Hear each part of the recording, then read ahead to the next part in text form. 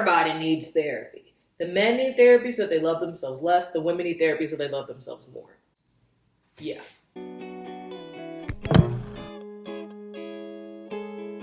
Trigger warning, Nick Vile.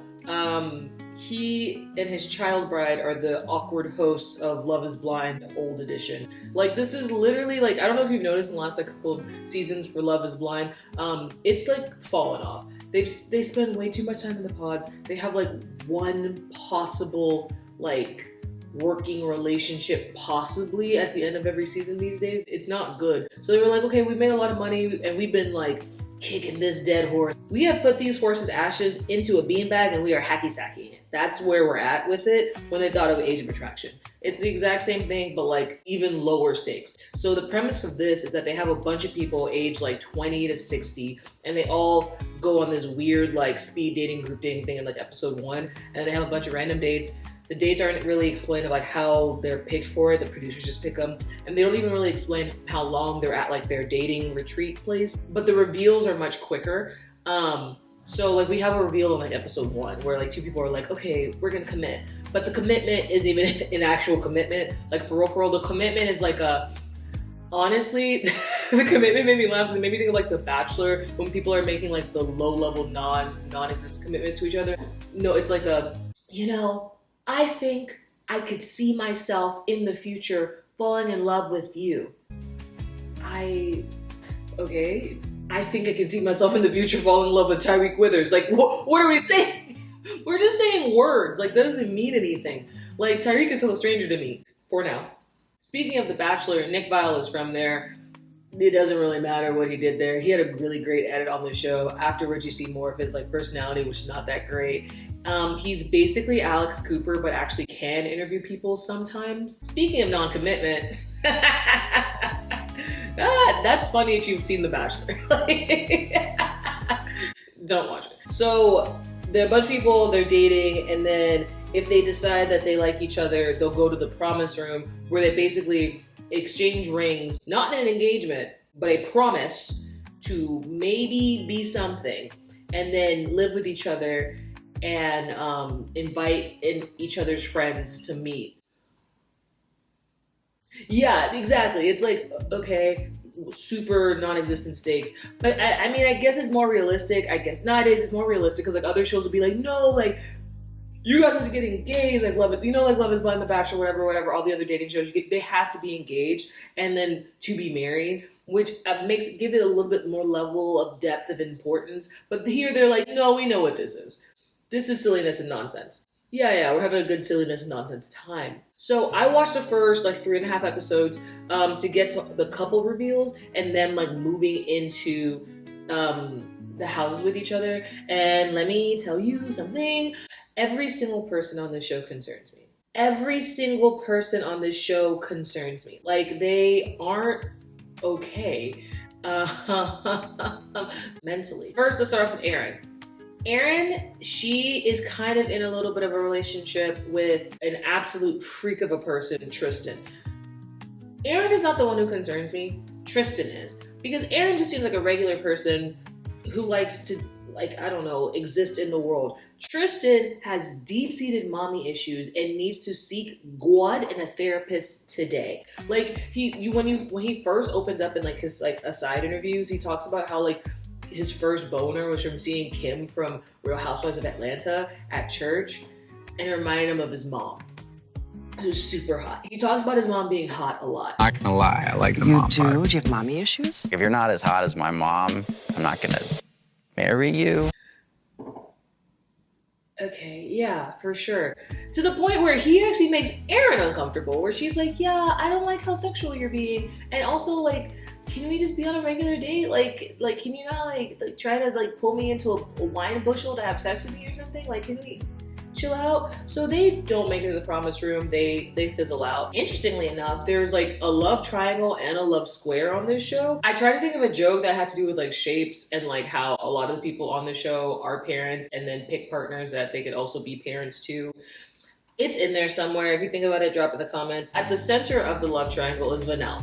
Vanelle has two guys and she's like, oh my God, I think they're so amazing. Jorge and Justin. Of the entire cast, there are two people who really upset me. Like, who I'm literally like, I want to sit you down because like you're actually pissing me off. Vanelle is one of them. But the two people who upset me, they upset me for completely different reasons. Vanelle upsets me because I'm literally like, ma'am, are you good? What is happening? What are you doing? Because she's like accomplished, she has a career, she's beautiful, she's chill, she's nice, she's smart, but like she's picking like, She's really into Jorge, she's really into Justin. Justin is very obviously has some deep-seated issues that he hasn't worked through. Not mommy issues like Tristan, like trauma. He randomly, you're like watching the show and he just like looks off to the distance and it seems like he's going somewhere dark. And you don't want to follow him there. It's a little disconcerting. He's sweet, but he's very quiet. And there's something in that quietness where you're like, hey. Super sweet though, but also deeply needs therapy. Jorge, on the other hand, is a menace sent from hell to just rain on the hearts and lives of people that he interacts with, specifically women. I say this specifically because every time I see one of his interactions with Vanilla, I want to throw up in my mouth and also fight him.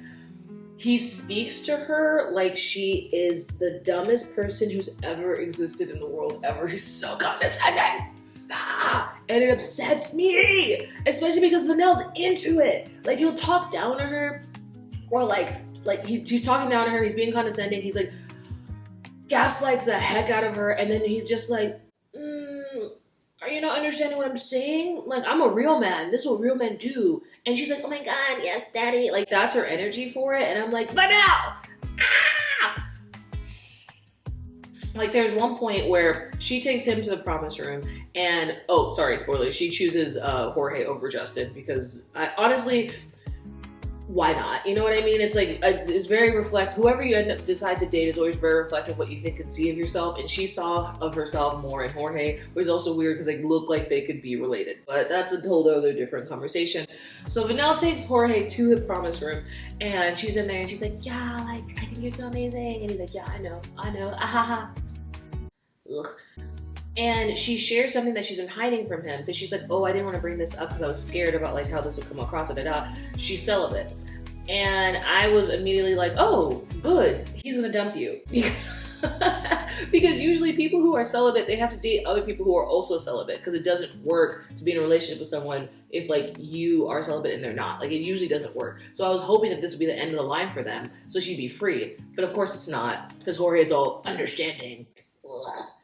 But the thing that upsets me is that later on, they're having like a group date with like all the couples that like all got coupled up or whatever like that. And he's like laughing with his boys, which like, you're literally 6 decades old. He's laughing with his boys about the fact that he hasn't told Vanille that he has children. Yeah, and his children are literally her age. And so then later on they have a conversation about it when he finally tells her, and he's actually annoyed with her that she is having ears and listening. Like, she's not even mad. I promise you she's not even mad. She's literally just sitting there like, oh, I wish you told me before. In the same way that you told me that I should have like confided in you about my important thing about being celibate, you should have confided in me about this.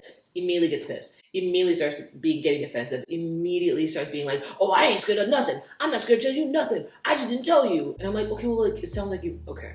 All right. Like, I was getting so annoyed. But,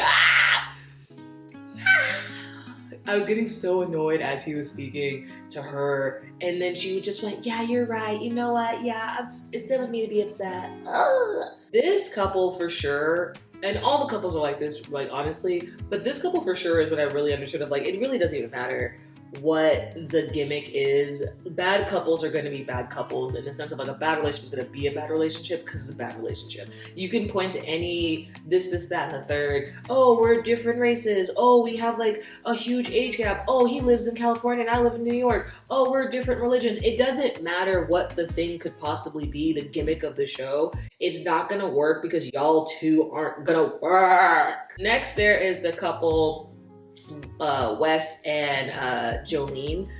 This one also annoyed me because they lasted all of 32 seconds because like in second 2 of the relationship, Jolene already was like, no, on Wes. She already was like, no, you're too young. You seem unsilly and unserious. And here's the thing, Wes is unserious. He like, you can tell by his like leg tattoos. He's a very unserious gentleman. So the thing I was annoyed by was I was like, Jolene, then why are you still entertaining this? Why are you still here? Because you could literally go talk to other people. Or you could just like leave, you know what I mean? Like you don't have to keep like to entertain this relationship with this man when you literally keep saying, because over and over, every time she has her asides, she's like, I'm an adult woman and I have an adult husband who takes care of my children. Like he's mature and and it didn't work out with him, so I want a mature and adult person. Then why are you talking to this 25-year-old? So I honestly just feel bad for the boy because he's just being like, yeah, no, we could actually work. We could be a couple. Could we try? And then she takes him to the promise room anyway, and then finds out how old he is, and then he finds out how old she is. And then in Uno reverse of the situation, he was like, oh, actually, I don't want that. Thank you for breaking up with me. Like when he found out that she was 48, he was like, oh, you got it. I'm good.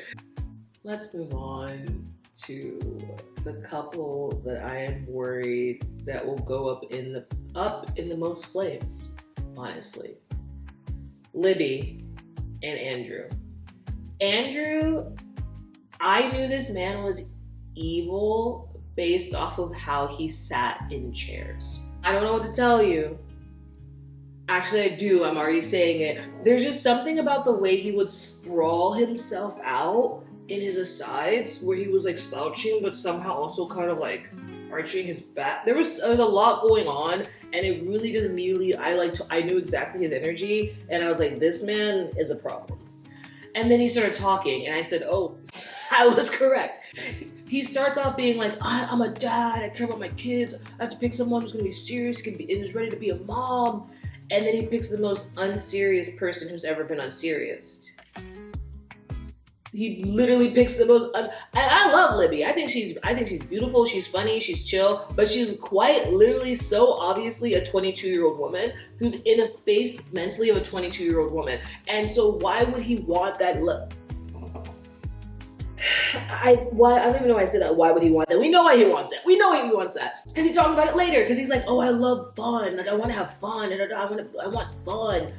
And he like equates fun to women in the sense of like, he's like objectifying women. Do you know what I mean? Like he talks and he treats like, oh, I want to do fun things. And the fun that he wants to do is a young, hot woman. Libby. Something's you, something's you. And I think that, you know, for me, it's been fun to date younger. But then at the same time, he like wants everything. He's like crazy because he wants a woman who's young, hot, fun, but then also serious and content to all of his needs, and also be the stepmother to his children, but also not completely trying to step into a motherly role, but then also being there to be his support, whatever. Like he just wants it all in one person, and it's not realistic or real, and he has none of these standards for himself. The only standard he holds for himself is that he has to exist. So it's like, okay, well, okay, because I feel like you didn't, that's cool. No, okay. Moving on to our love square, for some reason. There's a guy, Chris. Chris and Vanessa hit it off at first. They got really, really hot and heavy, which, side note, I did not realize how sexual this show was going to be in like the first like 2 episodes. And I don't mean sexual like everyone's getting it on, because like no one's having sex with each other in like the first couple episodes of the show. I mean like people are 20 billion% only going after the people that like they want to sleep with in that moment. Like they're not looking for any type of actual relationship or connection. It feels like they're going for the person that they think is the hottest person there. Like, so that's why Tristan, because the first thing all of them say, they're like, oh my God, she was so hot. He's so hot. And like the way that they look at each other, it's like they want to eat them. And I'm like, oh, I'm uncomfortable. Do I need to be here? Hey, Mr. Producer Cameraman, maybe put the cameras down. We need to give these people a moment. And so that literally was the energy that I was seeing from Chris and Vanessa. Like, Chris was super into Vanessa. Vanessa's super into him. They're making out in a hot tub, and I'm like, you know, go off. You're two consenting adults. Have a good time. But then they have like an actual conversation, and Vanessa's like, yeah, no, this ain't it. And Chris is like, yeah, no, this ain't it. And then they move on to like other relationships of like they do find this person hot, but they also find some substance of like, oh, I kind of like you as a person, which is not what a relationship is supposed to be about.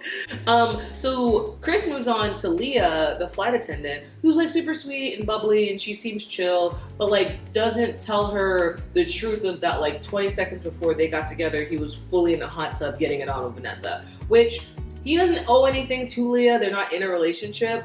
But in the context of what's going on, maybe you should share some things with her. Maybe you should talk a little bit about that. I don't know. Especially because if this is a relationship that you're trying to pursue, do you not think that she's gonna find out about it? Not from you? How do you think that's gonna go? Not well. And guess what happened? Literally that. Like, they have a super weird double date, which I don't know why or who decided on that. It's like literally Chris and Vanessa and their new flames, because Vanessa gets with this other guy, Logan, and Chris is with Leah, right? So the four of them meet up and have drinks at like they have like I don't know who decided this. And Logan starts joking about the fact that Chris and Vanessa like hooked up. And Leah's like, oh, I did not know this information. Ahaha. And Chris is like, oh, this is awkward. Ahaha. And I'm like, yeah, and this is your fault. You created this. You created this hell of your own making. You are the author of your own demise, sir. Why did you do this? And it's like awkward and it's like not great. And I'm like looking, and I'm like, Leah, I'm literally watching it and I'm like, Leah, are you hearing and seeing what's happening? Are you hearing and seeing what's happening? Hearing and seeing. This man is not thinking about you. He's thinking about himself and he's trying to get his. He didn't think about how this is going to affect you. He didn't think about your feelings in the situation. And of course, I know people are going to be like, oh, you're drawing way too much out of the situation. Like, it's not that deep. It is that deep. Patterns, y'all. Look at the patterns. Now we're moving on to the final two couples. This couple, the second to last, is Teresa and, what is this man's name? John. Now, this couple made me uncomfortable because they both are like pretending. Okay, hear me out. Teresa is a beautiful woman who is trying so hard to have this facade of youth. And I don't know where she's getting her notes from because it's like the most weirdest like intersection of juvenile but also dated juvenile. Like, so many of her outfits are like, it feels like Forever 21, Justice, Rue. Do you remember that store, Rue 21? It feels so Rue 21, but like expensive. Do you know what I mean? And like, but like Rue 21 was like, what was that, like 2017, 2016? Like, that's her energy, but she wants to dress, so she's trying to dress like a 20-year-old in 2017, I think. I don't know what's happening. Like, there's this one like bustier fit with literally pigtails, and I was like, ma'am, okay, choices were made. When they're in the promise room, she's wearing a silver metallic dress with red bottom heels and then a mix of gold and silver jewelry. Again, choices. But like, she's so fixated on the age thing, which to me doesn't make any sense, because I'm like, if you are this concerned about age, perhaps you shouldn't be dating someone who is younger than you at all. You know what I mean? And like and like when they do the huge reveal, she's like, oh my god, I thought you were like 38. All right, now. Like, did I think John was as young as he was? No. But like, did I think this man was nearing his 40s? Also, no. Ma'am. And see, the thing too also is that like, so when she finds out how old he is, he's literally younger than one of her kids. He could literally be one of her kids. He's younger than one, and then the other one's like they're like age mates. So I'm literally like, well, if you already are feeling this type of way, you know what you should do? Dip. Right? Like, you should dip. Because you're just like, I don't like this, so you should dip. But she's doing the thing that Jolene did. But at least Jolene finally did dip in the promise room. I don't know when Teresa's going to dip, but it's going to be much later than she should have. Finally, the couple that I truly believe in the most, and I want to work actually. I want all of them to work because I love. Love is love. I just like the other ones. I'm like the foundation that y'all are going with doesn't seem like it's going to be one that's going to be successful. And also in every other relationship except this one, there is this energy of like predatory energy, right? Like in this relationship, I really do feel like the dude just so happened to connect with someone who is much younger than him. Only in this one. So it's Pfeiffer and Derek, right? They seem sweet, they seem chill. Derek seems like normal and regular, and I'm like, I love this. He doesn't talk much and wonderful. Again, wonderful. But I have been burned before because this is the same energy that Jacob in Secret Lives of Mormon Wives had, where you're like, oh my God, he's so chill, he's so quiet, very supportive husband, love it. And then he opened up his mouth after that London trip. But like Pfeiffer and Derek, for real, like they have like, I don't know. They just seem like an actual couple. Like that she seems chill and normal and fine. It doesn't feel like she's coming from a weird fetishy place. It doesn't feel like he's coming from a weird fetishy place. I really do hope they work. Overall, this is a show that is honestly very reflective of where we're kind of at in society right now. Very successful women who never really found, I guess, their own footing and their own identity.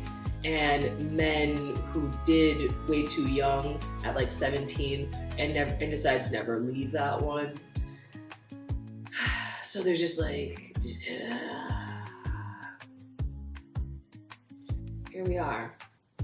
Here we are. There we go. Yeah. Thank you for watching. Yeah.